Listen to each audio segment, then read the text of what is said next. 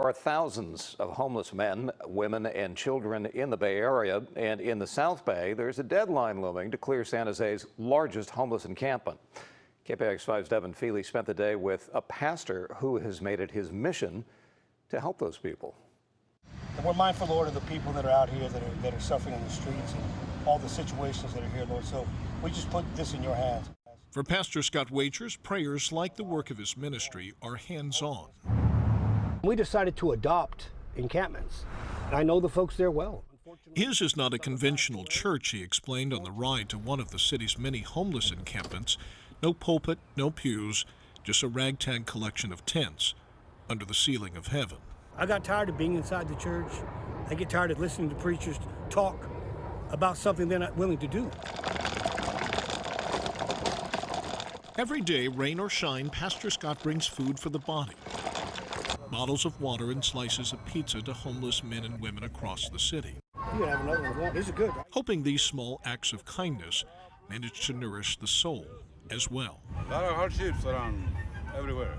It's often said by people of faith that God works in mysterious ways. While handing out food at the park, Pastor Scott ran into this man, Pablo Gaxiola, who'd been homeless off and on since he was 11 years old, and when the two first met years ago, was fresh out of prison, having strayed far from the path of righteousness. People look down and just walk right past you, but to be acknowledged and looked in the eyes and told that you have value and you have worth, that could change a person's whole perspective.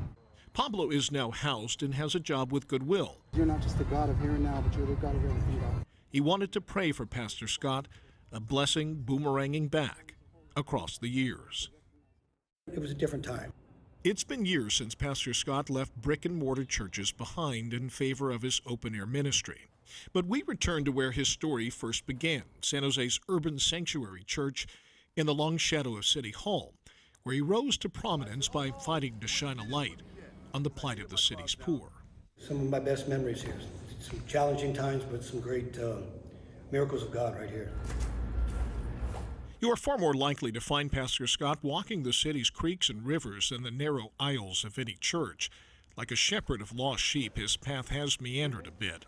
But along the way, he's found his flock and friends. He comes around and takes care of us when we can, and if I'm not, I go where he's at. And a renewed faith. I had a church for many, many years, and I got tired of actually being inside the church behind the stained glass walls. If you're a Christian, you're following Jesus, everybody says one thing: Jesus will be out here, for sure. Devin Feely, KPIX 5.